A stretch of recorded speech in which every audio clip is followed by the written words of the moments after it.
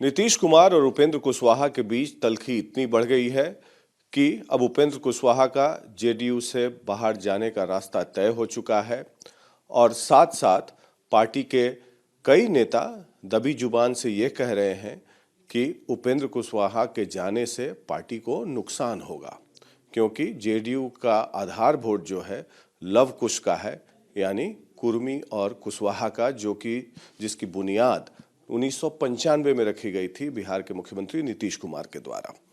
और इस आधार वोट में चोट लगी थी 2020 में, जिसके चलते कुशवाहा जी को फिर से लाया गया था पार्टी में। हमारे साथ मौजूद हैं रामेश्वर महतो जी, जो कि जेडीयू के विधायक हैं।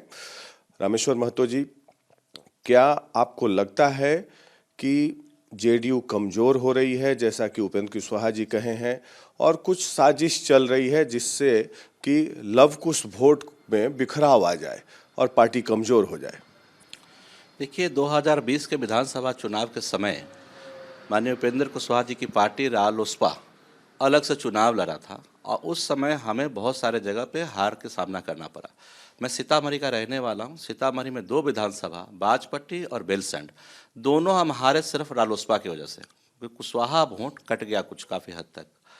तो माननीय मुख्यमंत्री जी ने जो फैसला लिया कि उपेंद्र कुशवाहा जी पार्टी में आए, वो अच्छा फैसला था और हमने उनका स्वागत किया। लेकिन उसी दरमियान पार्टी में कुशवाहा समाज के जो कुछ लोग हैं, उन्होंने गुट बनाया, साजिश करना शुरू कर दिया। शुरुआती तौर पे ही उनके आने से पहले साजिश शुरू हो गई और ये चलता रहा। सकाडा में उन्होंने मीटिंग किया, फिर मंत्रिमंडल विस्तार से पहले उन्होंने मौर्या में मीटिंग किया, फिर अभी कुछ दिन पहले उन्होंने अपने प्रदेश अध्यक्ष अपने घर पे मीटिंग किए। तो कंटिन्यू इनकी मीटिंग होती रही, साजिशें चलती रही, कैसे उपेंद्र कुशवाहा जी को जदयू से बाहर का रास्ता दिखाएं। तो जो माननीय मुख्यमंत्री जी का जो फैसला था, जो बहुत अच्छा फैसला था, उसी को इन लोगों ने चैलेंज कर दिया। और क्योंकि मैं माननीय मुख्यमंत्री जी के फैसला को मानते हुए उपेंद्र कुशवाहा जी को स्वागत किया, मुझे भी इन लोगों ने उसी कैटेगरी में डाल दिया कि उपेंद्र कुशवाहा जी के साथी है। हालांकि ऐसा कुछ नहीं, हम लोग अपना पहला नेता नीतीश कुमार जी को ही मानते हैं, सर्वमान्य नेता नीतीश कुमार जी हैं, उनके बाद ही कुछ और है। और मैं समझता हूँ कि पार्टी माँ होती है, पार्टी एक वृक्ष है जिसे सबको छाया मिलता है। मेरा अभी भी प्रयास रहा और है, लास्ट भी बार मिलने गया उपेंद्र कुशवाहा जी से, मैंने कहा आप पार्टी में बने रहें और माननीय मुख्यमंत्री से बात करने की कोशिश करें और बने रहें। अगर आप जाते हैं तो पार्टी हमारी बिखर जाएगी। तो ये जरूर है कि उनके रहते लव कुश समीकरण इंटैक्ट रहेगा। जदयू में उपेंद्र कुशवाहा जी के बाद कोई सोचता हो कि हम कुशवाहा का लीडर है, वो ऐसा है नहीं। आप मानते हैं कि बिहार में जो कुशवाहा समाज है वो उपेंद्र कुशवाहा जी के पीछे खड़ा है और उनका एक जनाधार है? 2020 का विधानसभा का रिपोर्ट देख लीजिए, वो पता लग जाएगा लोगों को, जिनको समझ में नहीं आ रहा है वो रिपोर्ट मंगवा ले। जहाँ जहाँ से हमारा उम्मीदवार हारा, वहाँ वहाँ का क्या समीकरण वोट है और क्या वोट मिला, क्या नहीं मिला, क्यों हारे। सीतामढ़ी का 2 विधानसभा हम हारे 4 में से, दोनों कुशवाहा जी। आपकी बातों के हिसाब से रामेश्वर महतो जी, तो पार्टी को तो भारी नुकसान होने वाला है, क्योंकि आपका आधार वोट खिसक जाएगा। अब जिधर भी उपेंद्र कुशवाहा जाएंगे, कुशवाहा समाज का बहुतायत वोट उधर चला जाएगा। बिल्कुल सही बात है, जिधर उपेंद्र कुशवाहा जाएंगे उधर वोट शिफ्ट करेगा। और अभी लोग मुख्यमंत्री जी को गुमराह कर रहे हैं, मुख्यमंत्री जी को सही बात का जानकारी नहीं दे रहे हैं और इन लोगों को साजिश के तहत सब चीज़ें हो रही हैं। कौन लोग हैं जो गुमराह कर रहे हैं? सबसे पहले तो इसमें प्रदेश अध्यक्ष जी खुद ही है। पार्टी के प्रदेश अध्यक्ष का जिम्मेवारी होता है कि पार्टी को मजबूत करें, लोगों को जोड़ें। ये तो गुटबाजी करते हैं, लोगों को तोड़ने का काम करते हैं, तो पार्टी कैसे मजबूत होगी? राष्ट्रीय अध्यक्ष जी से आपने बात किया इसके बारे में? मैं 1-2 बार मिलने की कोशिश किया, बात बहुत नहीं हुई। मुख्यमंत्री जी से मैं मिला था, लेकिन आप भी कुशवाहा समाज से हैं, तो क्या आप पहल करेंगे कि नीतीश जी से जाकर मिले और बताएं कि हमारा जनाधार वोट जो है इंटैक्ट रहना चाहिए? जैसे तेजस्वी यादव का यादव वोट जो है 12-13% का, वो इंटैक्ट है उनके लालू जी के नेतृत्व में। तो आपको लगता है कि ऐसी बातें होनी चाहिए? आप करेंगे पहल?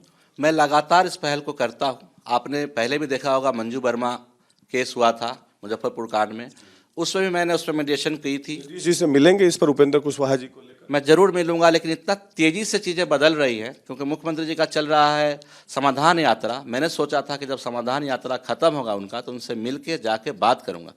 पिछले दिसंबर लास्ट में मैं गया था उनसे मिलने, समाधान यात्रा शुरू होने से पहले। मैंने विषय उनको रखी भी थी, तो मेरे को था कि बात करेंगे, लेकिन इतना तेजी से चीज़ें बदल रही हैं। तो आपको क्या लगता है कि जब से उपेंद्र कुशवाहा ज्वाइन किए हैं जेडीयू 2 साल पहले, तब से उनके पर कतरने की कोशिश की गई और हाल फिलहाल में उन्होंने इनडायरेक्टली इच्छा भी जाहिर की कि मुझे पवेलियन में बैठा रखा है, कि डिप्टी सीएम बनना चाह रहे थे और तेजस्वी यादव को आगे बढ़ाने की बात करते हैं नीतीश जी। तो क्या आपको लगता है कि उपेंद्र कुशवाहा जी एक नेचुरल सक्सेसर हो सकते हैं नीतीश कुमार के, जेडीयू के आधारभूत वोट को देखते हुए? देखिए, माननीय उपेंद्र कुशवाहा जी शुरुआती तौर से ही नीतीश जी के साथ रहे हैं, 94 से माननीय मुख्यमंत्री नीतीश जी के साथ रहे हैं और उनको पार्टी के पूरा डिटेल में पार्टी की उनको जानकारी रहती है। और जिस तरह से वो पार्टी में आए तो हम लोग को यही लग रहा था कि माननीय मुख्यमंत्री जी के बाद पार्टी को यही संभालेंगे या यही चलाएंगे, क्योंकि जनाधार के आधार पे। लेकिन लोगों को यही हजम नहीं हुआ, जो लोग साजिश में लग गए उनको अपना कद बढ़ाने के लिए उन्होंने ये सारी साजिशें की। तो क्या आपको लगता है कि उपेंद्र कुशवाहा जी में वो सब दमखम है और जनाधार है और व्यक्तित्व है कि वो सीएम का चेहरा बन सकते थे नीतीश कुमार जी के बाद? अगर कोई उनका सक्सेसर होता तो उपेंद्र कुशवाहा जी होते और जेडीयू को आगे ले जाते। देखिए, अच्छा संगठन करता है और बहुत हार्ड वर्किंग लीडर हैं। माननीय मुख्यमंत्री जी के सिद्धांतों को अक्षर पालन करने वाले हैं। जैसे उनके साथ में क्षेत्रों में काम करने गया, उनके बातों से, उनके कन्विंसिंग पावर मुख्यमंत्री जी के बारे में, मेरा उनसे जो सबसे पहली बार बात हुई तो उन्होंने कहा, रामेश्वर जी हम लोग मिल के जदयू को नंबर 1 की पार्टी बनाएंगे और माननीय मुख्यमंत्री नीतीश कुमार जी के लिए काम करेंगे। इनको प्रधानमंत्री के रेस में हम लोगों ने 24 में देखना है। उसी आधार पर मैंने उनके साथ मिलकर घूमने का भी काम किया। उसका नतीजा यह होगा कि मुझे भी अभी प्रदेश अध्यक्ष जी ने उन्हीं की तरफ कर दिया है और पार्टी में मेरे को भी एक तरह से साइड लाइन कर दिया गया है।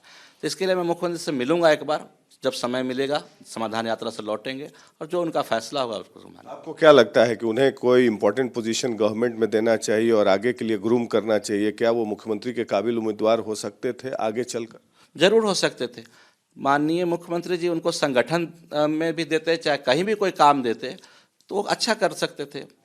एजुकेटेड, हाईली एजुकेटेड, अच्छे लीडर हैं, सबको सम्मान देते हैं। तो मुख्यमंत्री जी उनको क्यों नहीं आगे बढ़ाए, आपको क्या लगता है? ये साजिश का एक हिस्सा है कि लोग अपना जगह बनाए रखने के लिए, वो कहते हैं ना कि अयोग्य लोग इसलिए सत्ता में राज करता है क्योंकि योग्य लोगों को लोग आने नहीं देते या वो आना नहीं चाहते। मुख्यमंत्री जी को ये सब दिखाई नहीं दे रहा है? वो तो खुद ही बहुत कुशल प्रशासक हैं। हाँ, हमारे मुख्यमंत्री जी बहुत कुशल प्रशासक है, लेकिन उनको लोग गुमराह कर देते हैं कई बार। हमने जब भी हमने मिलने की, उनसे बात करने की कोशिश की, हमने बात रखी है तो हम अपनी बात रखते हैं, लेकिन उनको लोग गुमराह कर देते हैं। और गुमराह करने वाले लोग ही चाहते हैं कि पार्टी जो बढ़े नहीं आगे। तो ये तो उपेंद्र कुशवाहा जी कह ही रहे हैं कि पार्टी कमजोर हो रही है, हमारे यहाँ जनाधार कमजोर हो रहा है, पार्टी को मैं मजबूत करना चाहता हूँ। तो क्या आपको लगता है कि पार्टी सही में वेंटिलेटर पर चली गई है? देखिए, जैसे मैंने अभी आपको बताया कि जिस प्रकार से काम कर रहे हैं, किसी पार्टी के प्रदेश के अध्यक्ष गुटबाजी करने लग जाए तो उस पार्टी को कैसे रोकेंगे हम वेंटिलेटर पर ले जाने से? तो हो ही रहा है। पूरी गुटबाजी और साजिश के तहत ये सारी चीज़ें सारे घटना घटे। अभी कोई चारा है उपेंद्र कुशवाहा जी को रोकने का? मैं उनसे जब लास्ट बार मिल, बीजेपी तो संपर्क में आ गई होगी, अब चाहती होगी कि मजबूत स्तंभ हमारे तरफ आ जाए।